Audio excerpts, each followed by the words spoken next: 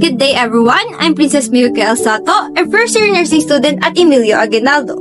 Today, I'll be conducting a return demonstration on the assessment of the thorax and lungs, a fundamental skill in evaluating respiratory function and detecting potential abnormalities.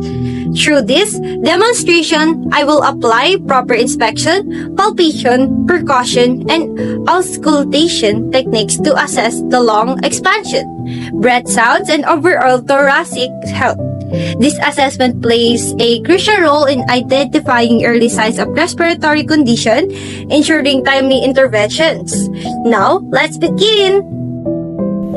Equipments. Stethoscope. Introduce self and verify the client's identity using agency protocol. Explain to the client what you are going to do, why it is necessary, and how the client can participate. Discuss how the results will be used in planning further care or treatments. Good day, sir. I am Princess Miyuki Elsato, your nursing student from Emilio Aguinaldo College. Today, I will be performing an assessment of your thorax and lungs. This is an essential part of evaluating your respiratory health and ensuring that your lungs are functioning properly. It will help detect any abnormalities such as difficulty breathing, unusual lung sounds, or structural changes that may require medical attention. But before we begin po, may I confirm your name and birthday po? I'm Reynaldo Landa, born on May 20, 1953. Thank you, sir. And during this assessment, I will ask you a few questions about your medical history, observe your breathing patterns, and examine your chest using different techniques, including palpation, percussion, and aspiration. This means I will gently to certain areas, tap on your chest to assess the underlying structures and listening to your lung sounds using stethoscope. And your cooperation po, it is important. So please follow my instructions and stay relaxed. And let me know if you experience any discomfort at any point. Please rest assured that all findings will remain confidential po between me and the assigned healthcare team. Your privacy is our priority po, and let's begin. Procedure. Perform hand hygiene and observe other appropriate infection prevention procedure. Sir, I will now ensure proper infection and control measurements po. I will disinfect my hands din po. And wear glove.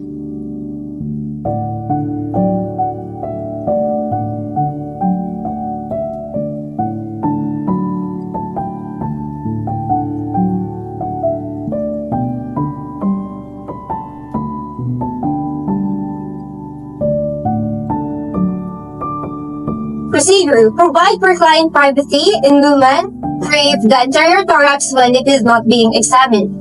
Sir, I will now ensure your privacy throughout the assessment. I will close the window, curtains, and door if it's okay with you po.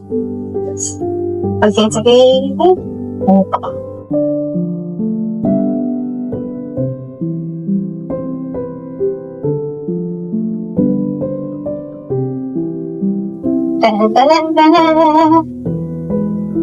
Inform if the client has any history of the following: family history of illness including cancer, allergies, and tuberculosis, lifestyle habits such as smoking and occupational hazards, for example, inhaling fumes, medication being taken, and current problems, for example, swelling, scars, and wheezing, and pain. Now that you're ready po, before we proceed with the physical assessment, I will ask you a few questions regarding your health history po. Do you have a family history of any illness such as cancer, allergies, or tuberculosis? No. Do you smoke or have any occupational exposure such as inhaling fumes or dust po? Yes, I smoke. Yes, okay. Are you currently taking any medications related to your lungs or respiratory system? No, I didn't. Okay. Have you been experiencing any symptoms like shortness of breath, cough and wheezing, or chest pain? No, I didn't. You didn't. Okay. Before we start po, okay. Ito na para ako. Ano? Okay. Before we start, ask the client to remove his clothes to inspect and assess the procedure. Sir, can you remove your shirt po for me to perform this assessment?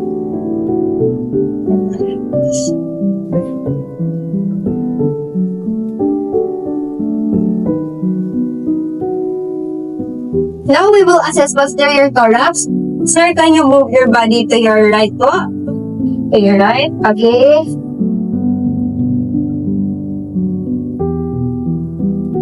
Okay. First, inspect the shape and symmetry of the thorax from the posterior and lateral view. Compare the antero-posterior diameter to the transverse diameter. Sir, I will now inspect your thorax for its shape and symmetry and spinal alignment. Please sit up straight if you're able to. Okay.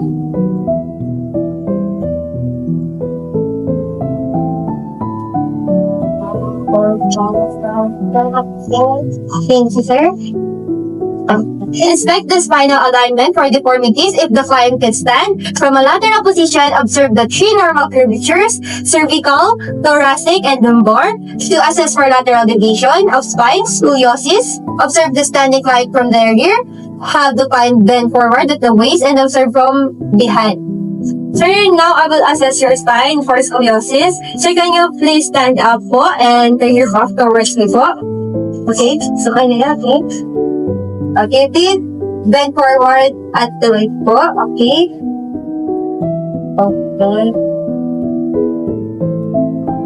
Okay, bend po. Konti. Okay. Thank you, sir. Okay. Okay. You can sit na po. Palpate the posterior thorax. Assess the temperature and integrity of all chest skin.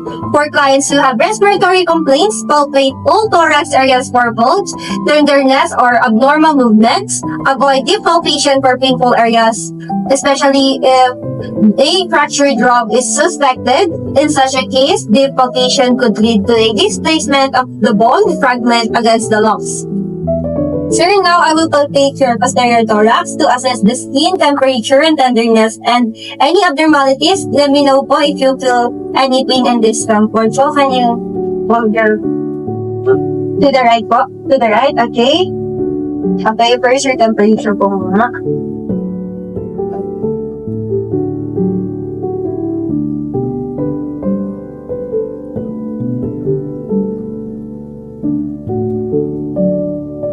Yan. Tapos o. Okay. Wait, ano ba? Then I'll be palpating your posterior thorax po.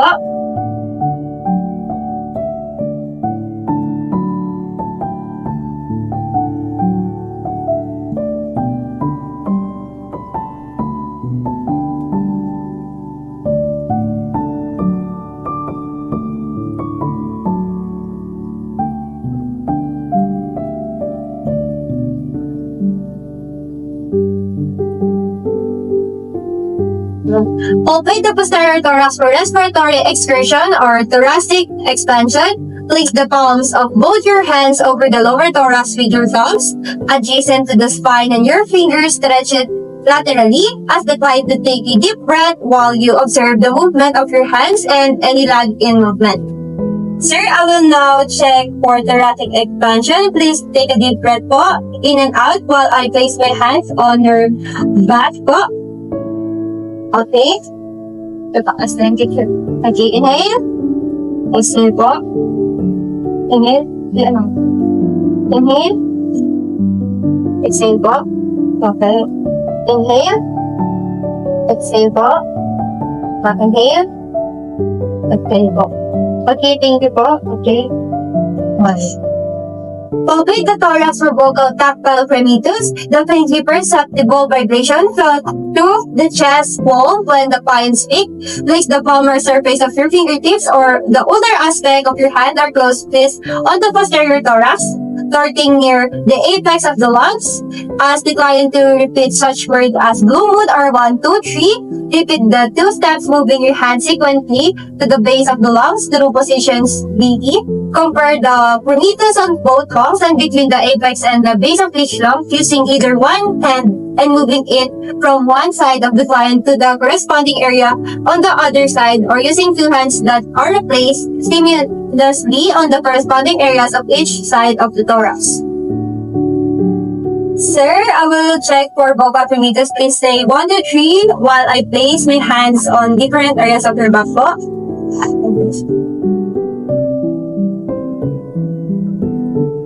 Dito na po. 1, 2, 3. Okay. 1, 2, 3.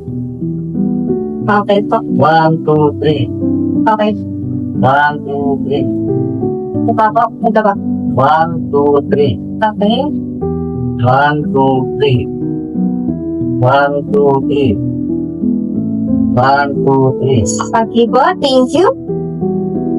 Percussion to thorax. Percussion of the thorax is performed to determine whether underlying lung tissue is filled with the air, liquid, or solid material and to determine the positions and boundaries of certain organs. Because percussion penetrates to a depth of 5 to 7 cm or 2 to 3 inches, it detects superficial rather than deep lesions as required to bend the head and fold the arms forward across the chest, percuss in the intercostal spaces at about 5 cm or 2 inches intervals in a systematic sequence. Compare one side of the lung with the other percuss the lateral thorax every 2 inches, starting at the axilla and working down to the 8th rib. Okay, sir, can you move your body to your right? Oh, to your right. Okay, thank you. Sir, I will now percuss your thorax to assess lung sounds and tissue density. Please cross your arms over your chest and then your head po. You know? Okay. Okay.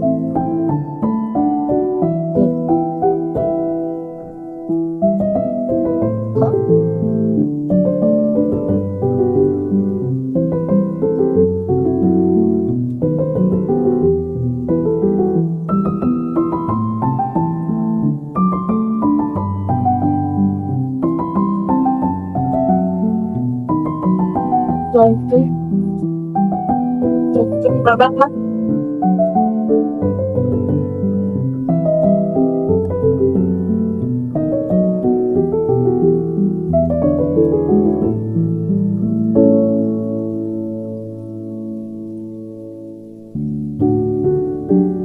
Okay, sir. Thank you po.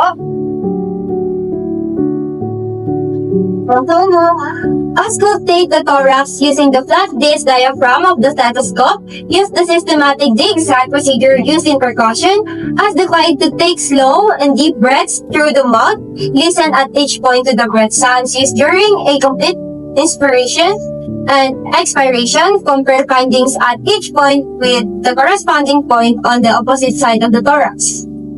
Now, I will listen to your lung sounds using my stethoscope po. Please breathe in and out slowly through your mouth po. Can you move your body to your right? Thank you po.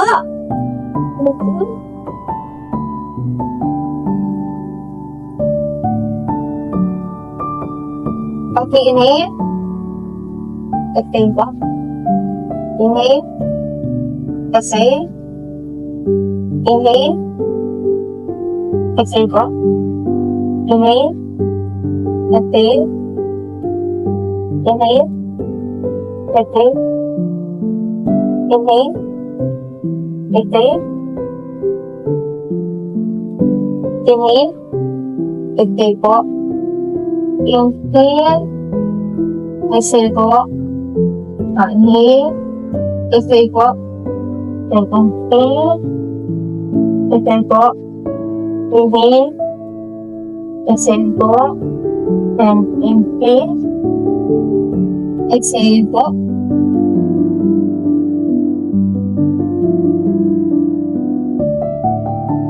Inhale po, exhale, inhale, exhale, and inhale, exhale, inhale, exhale, and last po, inhale.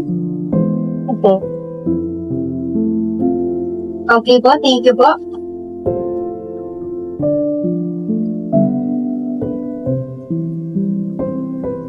Now we'll be assessing anterior thorax.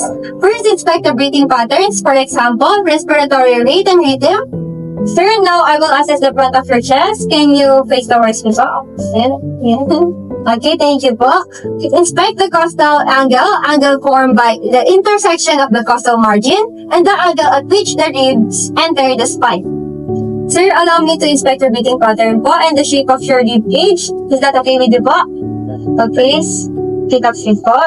Then, inhale. Exhale po. Inhale. Exhale. Last po. Inhale. Exhale po. Okay, thank you po. Palpate anterior thorax. See posterior thorax palpation. Sir, I will now check for any tenderness or swelling. Allow me to touch you po. Okay?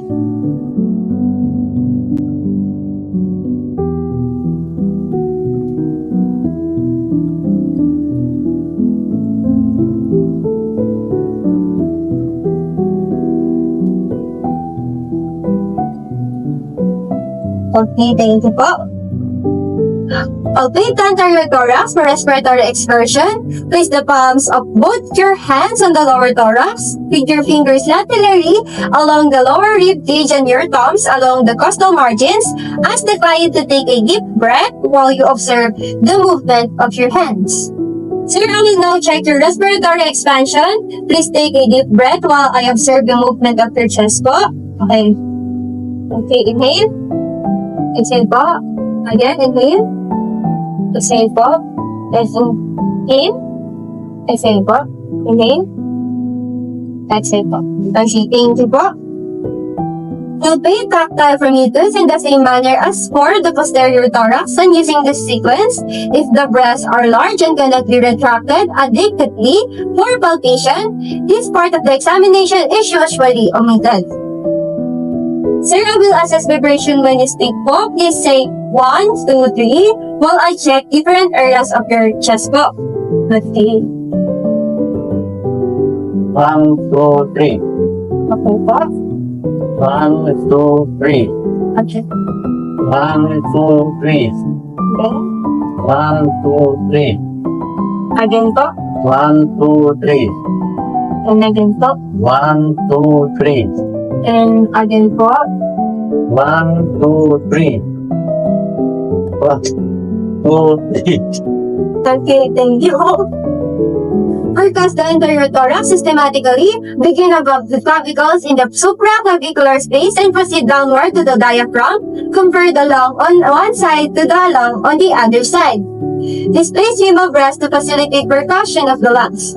Sir, now I will percuss your chest to check for air, fluid, or solid masses in your lungs po.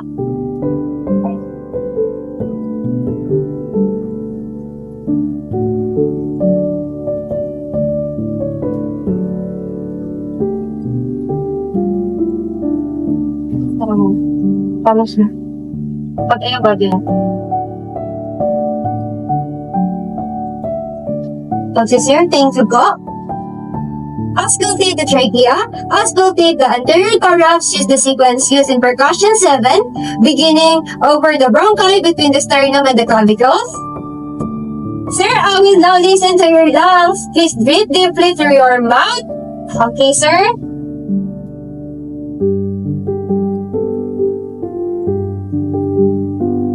Okay.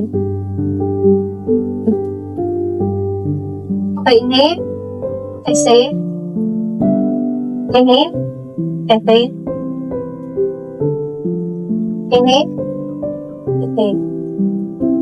Inhale. Exhale. Inhale. Exhale. Inhale. Exhale. Inhale. Exhale po. Inhale. Exhale. Inhale. Exhale. And inhale. Exhale po. Thank you po. Lastly, document findings in the client record using printed or electronic forms or checklist supplemented by the narrative noted when appropriate. Sir, that concludes the assessment. I will now document my finding in your medical record and report any abnormalities to the healthcare team. If you have any concerns po, please let us know. And thank you for your cooperation and have a nice day po. Thank you.